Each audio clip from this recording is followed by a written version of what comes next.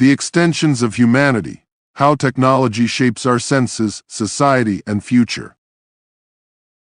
When we attempt to understand our contemporary world, we are immediately confronted with an image of an all-encompassing network of technological extensions that not only simplify human life, but also restructure our senses, our perception, and our way of being in the world. These extensions may be digital devices, social media, communication infrastructure, or what we call artificial intelligence. In a broader perspective, it is about technology's role as a massive, modular prolongation of ourselves.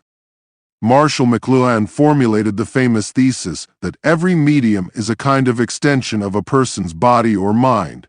Every extension of mankind, especially technological extensions, has the effect of amputating or modifying some other extension. It is not merely that we use technology, but that technology uses us by setting new parameters for what we regard as relevant and how we orient ourselves in time and space. Paul Virilio, on the other hand, points to the accidents and fractures that always lurk in the shadows of technology's rapid expansion. The apparent acceleration that technology offers also uncovers new forms of risk and fear. Meanwhile, Gilbert Simondon provides a different vocabulary, focusing on how the technical object is the bearer of its own evolution and the historical logic of its concretization, standing at the nexus between nature and human cultural interplay. All these ideas lead to a series of questions concerning humanity's relation to technology on an existential level. When McLuhan says that the medium is the message, he reminds us that it is not primarily the content of a medium that transforms us, but rather the medium itself, its form, structure, and sensorial extension. This perspective is especially clear in our digital era. We often say, the internet is merely a tool, or the smartphone is just a device, yet from McLuhan's standpoint, they are not merely tools. Instead, they are an inverted mirror, a kind of exoskeleton for our perceptions. Every technology implies an amputation of something else. Perhaps we extend our ability to communicate over vast distances, but we lose the depth of slow, real-time dialogue. Perhaps we achieve instantaneous visual contact with people all around the planet, but we lose part of the physical room's intimacy.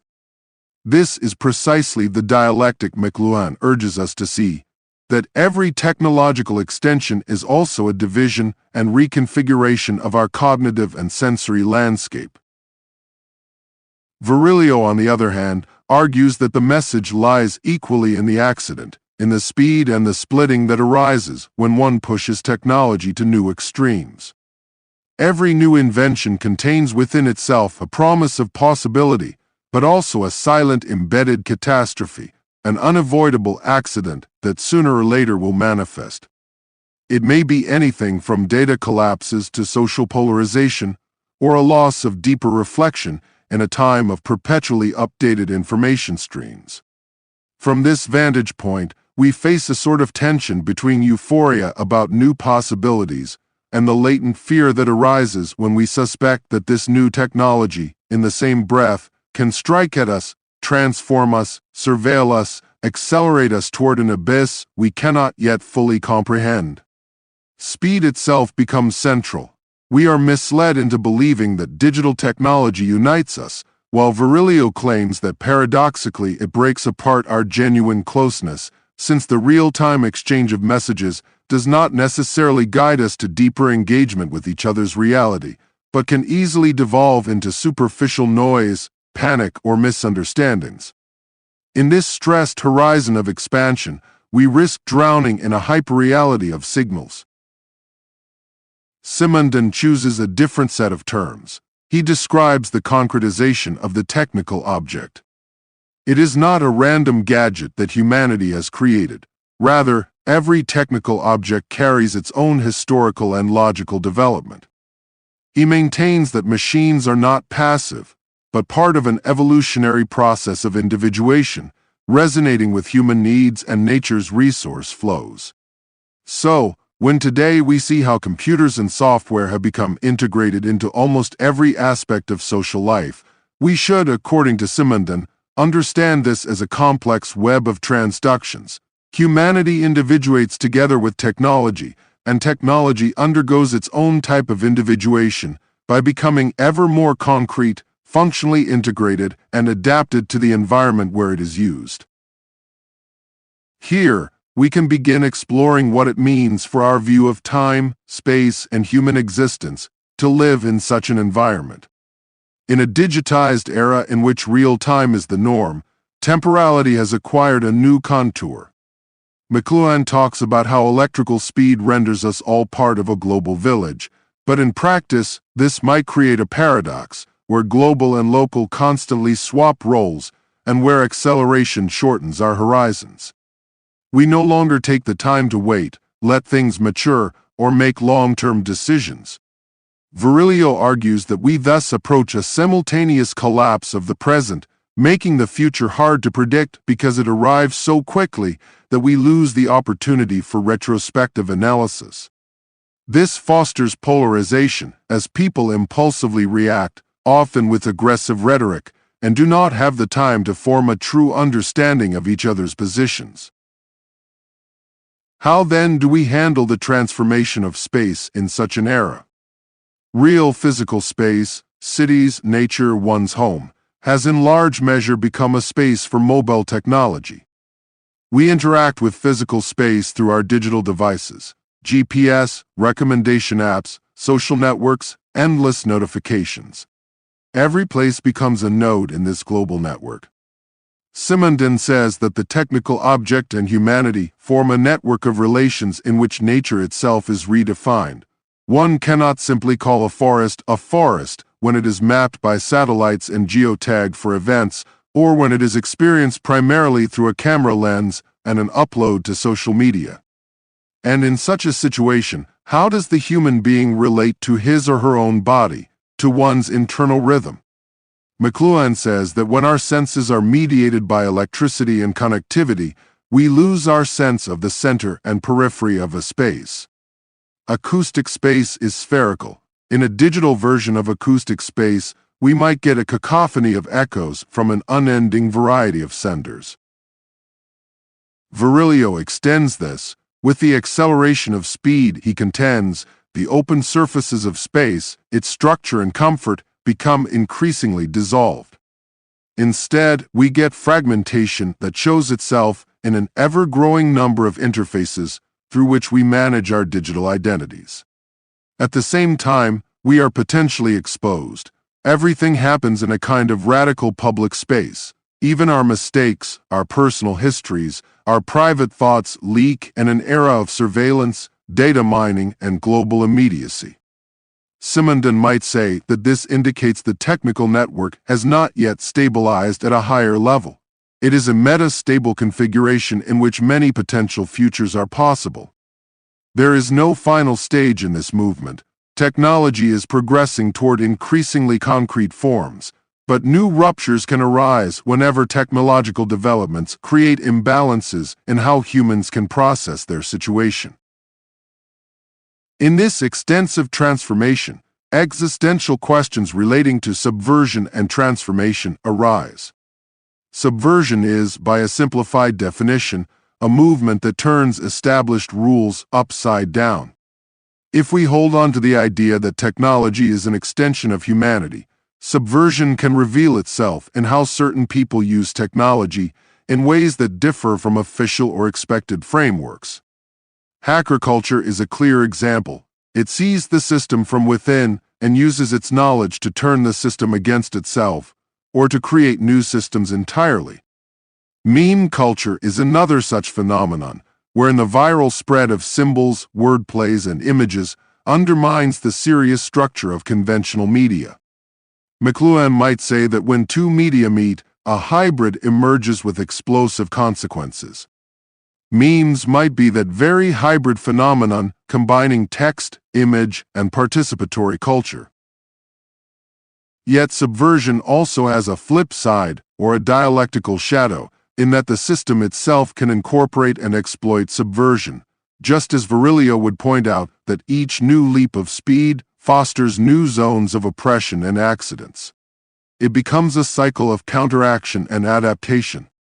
Simondon might observe that subversion not only destroys, but can be the driving force of individuation, refining and transforming the technical object while introducing new potentials. Yet, in a context where real-time visibility dominates, it's not guaranteed that a subversive act is sustainable. It may be absorbed into a more cynical version of digital capitalism, where subversion becomes a branding strategy. Linking this to issues of play and games, we see how McLuhan insists that play is a social extension of humanity, while Virilio insists that digital play is already captured by surveillance and commodification, that the free realm of the child or the creative individual has become a controlled simulation.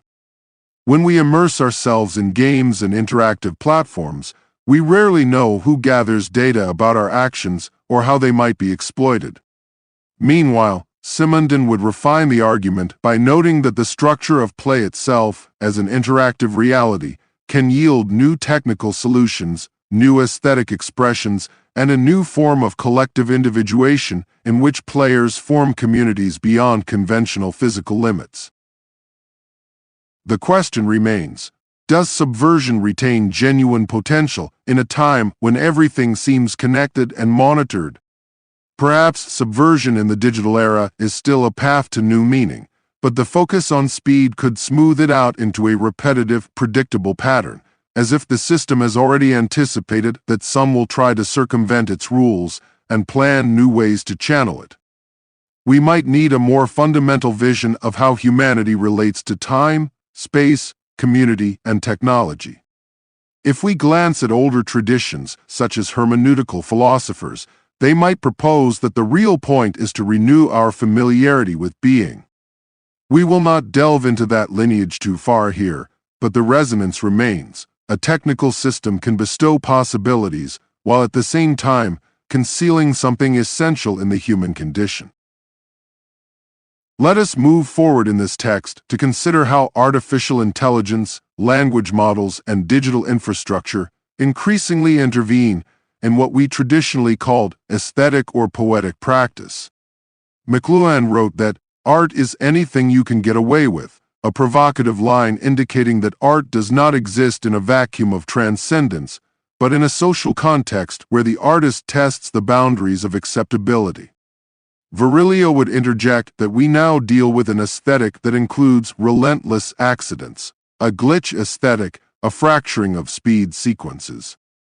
Simondon says that art is a way of expressing how individuation unfolds between the pre-individual and the collective, capturing latent cultural possibilities and giving them form. In today's digital art scene, net art, AI-generated images, NFT-based projects, VR installations, there is a playful anarchism, but also a risk that the artist is reduced to some kind of idiot savant, to quote McLuhan, someone who senses the future's potential or peril before society does. In an era of hyperconnectivity, an artist can be an antenna that picks up signals, but also is forced to adapt to market logic to reach an audience. This dimension also raises questions about whether we can continue to do politics in old ways, in a time of digital acceleration. McLuhan contends that politics typically offers yesterday's answers to today's questions. Virilio laments that politics cannot foresee all the accidents that speed invites. Simondon underscores that the political dimension must always consider how the human and the collective coexist in a technical environment. Our present day sees a perpetual battle for power in terms of data, algorithms, global infrastructure, where older forms of representation collide with new problems. Giant international platforms have more control over the information stream than national parliaments. Troll factories can sway social media in real time, and citizens themselves do not always have the capacity to navigate the information overload. Meanwhile, McLuhan's observation that today each of us lives several hundred years in a decade suggests a massive acceleration of experience. Virilio would respond that this acceleration may not lead to more depth, but might result in a shallow hyper-experience, where we become blinded by the endless flow of news, devices, images. From another angle, the idea of distance and proximity becomes complicated. Some argue that digital technology brings us closer together through global communication, while others feel that it alienates us, leaving us lonely behind screens and virtual fronts. Both processes might be happening simultaneously. Humanity is knit together in certain respects, but fractured in others. McLuhan described how the same medium that appears liberating for some can be stifling for others. Virilio insists that we see the accident in this. Some do not cope with the barrage of signals, or they are overwhelmed by hyperpresence. We should also remember that it is not pure technological determinism at play. Myriad social, economic, and historical power structures weigh heavily. Returning to Simondon's thread, one might argue that there is never total determinism, because the evolution of technology is a mutual transduction between humanity, nature, and the machine. None of these three is purely passive or fully independent. There is potential to invent new ways to organize societies, new trans-individual communities, if we see technology as something beyond instrumentality. But we must remain aware that acceleration, fragmentation, surveillance, and commercial logic frequently impose narrow boundaries. The openness and playfulness that might spark radical social and cultural innovation can easily be enclosed by corporate interests and turned into a type of monetized meme culture. We must also consider how we conceive the body and the senses in the midst of these transformations. McLuhan wrote about how printing partly led to a visually dominated culture, and that the electrical era would bring a more acoustic, global village. But in reality, there may not be a warm acoustic resonance in the internet's swirl of text, images, and audio streams, but instead a ceaseless fragmentation of ephemeral signals. Sometimes there is little sense of intimacy or depth, replaced by a staccato social presence. Simondon would say that humanity has not yet reached a stable individuation in this new medium, that there has not been enough time to crystallize a deeper aesthetic or ethical form. Virilio would add that hyperinnovation arrives before any such form can appear, and our attention leaps onward. This resonates with how we consume information, images, sound, how we engage politically, how we form or dissolve communities, how we regard the body, sexuality, childhood, aging, our relationship with nature and the planet's resources. One of our great paradoxes is that, as the world is more connected, standardized, and global, comprehension gaps may be widening. The awareness of global problems might expand instantly, but so can polarization, propaganda, disinformation, and cynicism. Sometimes it seems that the more we learn about our fragility, say in the climate crisis, the less we manage to coordinate around a long-term solution, precisely because the digital sphere sets everything ablaze with short-term conflicts. We sense a tension between hope and despair, a subversive potential for revolt against old institutions, and an immediate risk that the entire project disintegrates into cynical memes and distractions. Though we might prefer not to adopt a single vantage point, we can still discuss certain scenarios. McLuhan suggests that the medium is not finished yet, that we are in transition and do not fully understand our new extension. Virilio predicts the possibility of a massive breakdown, a technical or geopolitical collapse, that forces us to face reality anew. Simondon sees that such a collapse need not be the end, but may continue an individuation on a new level, if we can learn from it and shape a more concrete relationship with our technical objects, a more humane or post-human civilization in which humans, machines, and nature are integrated in a higher-level synthesis. In that scenario, subversion, play, art, and ethics can play vital roles in how we renegotiate norms and meaning. An intriguing question arises: does technology itself become a form of nature? McLuhan says that new media are not bridges between man and nature, but are themselves nature. This is profound. If technology is not merely an artificial addition, but an extension of nature, the concept of natural versus unnatural becomes outmoded. What we typically call artificial is an extension of human biology and nature's resources, albeit in complex combinations. Virilio would say this leads us to synthetic reality, a hyperreality with new forms of alienation and accidents. Simondon would respond that if we understand technology as a process of concretization, it is an extension of nature's creative drive, given that humans are part of nature, and human inventiveness is a means by which nature's potentials are realized. Rather than seeing technology as a divergence from nature, we can view it as an alternative evolutionary line that demands we find new ways to collaborate responsibly. We are thus approaching existential considerations about how we inhabit this technologically permeated world. Can we find ways to experience depth, contemplation, community, and personal growth in an era of massive speed and unrelenting competition for attention? McLuhan might see a new tribal ecstasy, but we observe that much of digital culture leans towards stress, polarization, or superficial connections. Virilio warns that we are newly vulnerable, that our skin has become planetary, but we risk constant wounds. Simondon might note that we need new modules, new technical objects that can integrate humanity into a more harmonized rhythm, though it is uncertain what that might look like. All these perspectives paint an image of a civilization in rapid flux, neither necessarily regressing nor heading towards a bright utopia, but occupying a metastable zone. We live in an era in which awareness of technology's consequences is awakening, yet we have not devised collective, well-reflected ways to address them. We need both theoretical insight and practical experiments, a willingness to try new forms of interaction, organization, culture, and lifestyle. We also cannot be naive. The system is already deeply entrenched in capital flows, in national and transnational power, in a culture driven by speed, visual stimuli, and a deficit of reflection.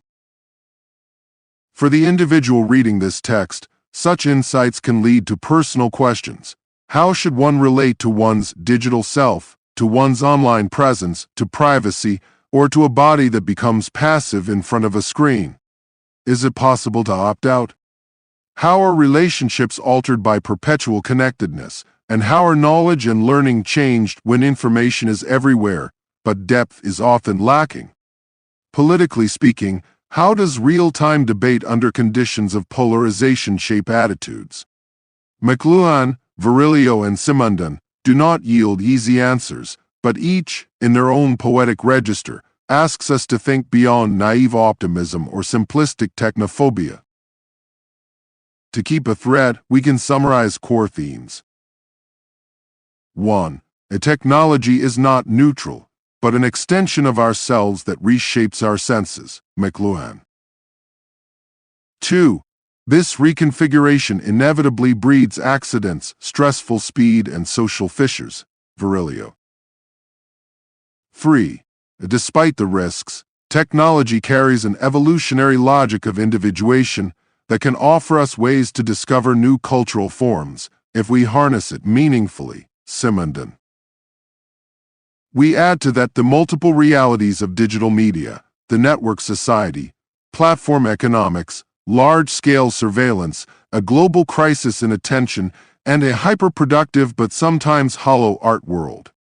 Together, these produce a multifaceted, problematic yet hopeful terrain where new experiments and subversive tactics arise constantly. Looking somewhat into the future, we can say that technological development will not slow down, but rather intensify with AI, robotics, biotech, quantum computing, virtual worlds, and ever closer integration of sensory data. Time and space will be further compressed. Simultaneity will fatigue us, but also enable new ways to circumvent established hierarchies. Subversion, play, and artistic practice will remain vital strategies to renegotiate meaning and community. Nothing about this is guaranteed to be beneficial, nor is it definitively doomed.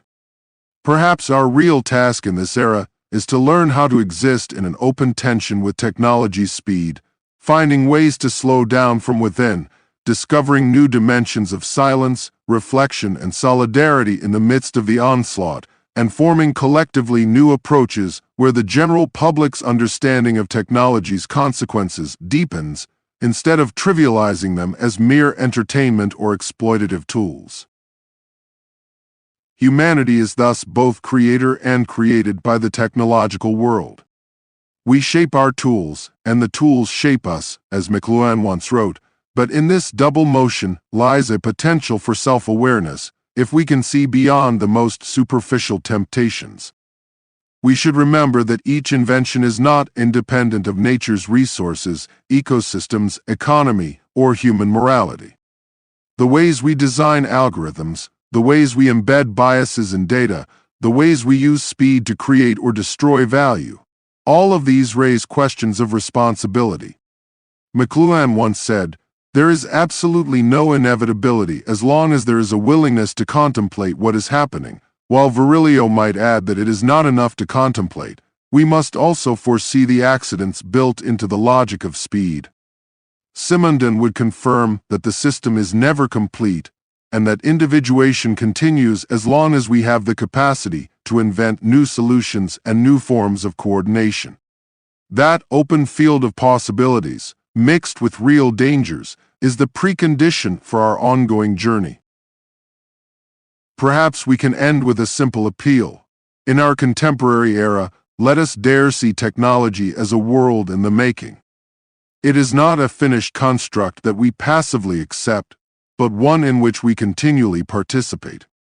This occurs through our language usage, our choice of platforms, how we replicate or question meme culture, our creativity in programming or building new interfaces, our willingness to think beyond acceleration, and our capacity for collaboration.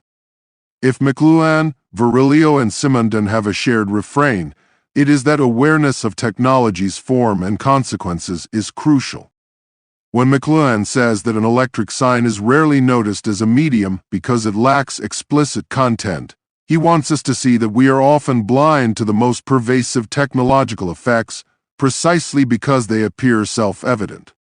Virilio, pointing to the unceasing flow of information, warns us we must attend to how this torrent fosters stress, surveillance, vulnerability, and accidents.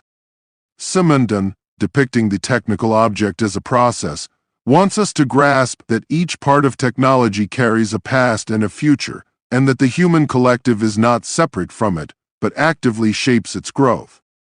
By keeping these insights in focus, we can make more clear-sighted choices, or at least become more conscious participants in the grand choreography of extensions and speeds around which our lives now revolve. Hence, an era emerges in which humanity no longer can treat technology as a random toolbox, but as a living, expanding body integrated into our very being and environment. We speak of an existential, cultural, and political metamorphosis that touches on everything from self-perception, child-rearing, politics, and the arts, to how we contemplate the future.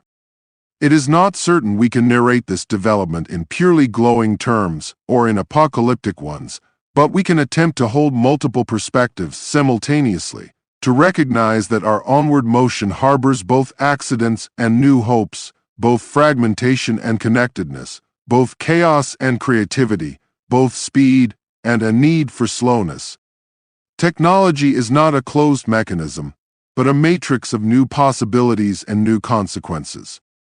Discussion of the medium's nature, the inevitability of accidents, and the process of individuation becomes a necessary triad if we are to understand how we can live in this ongoing flux. We will likely need such multidimensional openness in the future, because that future does not appear to afford us more time for patient preparations. It hurls us forward into still uncharted territories of technological extension. In this metamorphosis, we must not become fixated on either naive wonder or absolute fear. But as we see, it is a question of holding multiple contradictory strands at once. Our era is one in which awareness of speed, of accidents, and of transformative potential must be cultivated simultaneously. If the medium is the message, if the message is also the accident it creates, and if the technical object contains within itself the history of its becoming, we must examine each dimension carefully, never forgetting that each new form of technology reorganizes our senses and also sets the stage for emergent catastrophes. Meanwhile, the technology itself belongs to a genealogical line of concretizations, forging its own path in synergy with human culture and nature. We, as participants, can shape that synergy. In everyday life, from our phone interactions and social networks, to the infiltration of AI in creative arts, policymaking, and public debate, we confront the ramifications of this synergy.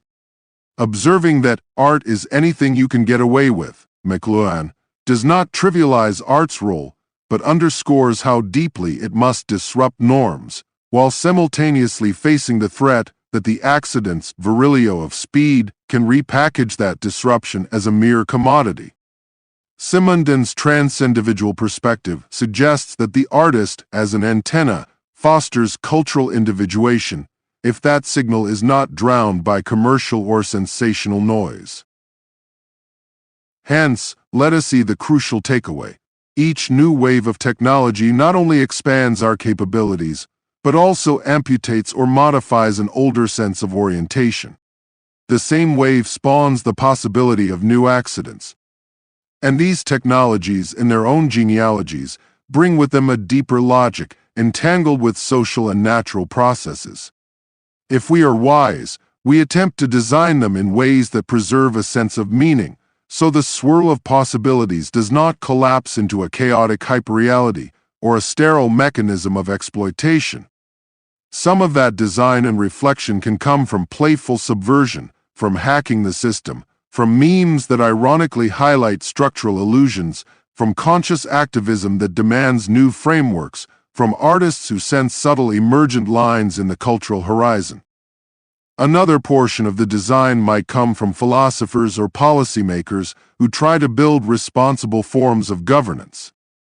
Another portion might come from the everyday user who simply chooses to slow down, to cultivate mindful relationships with devices. In this sense, we remain participants, whether or not we choose to be.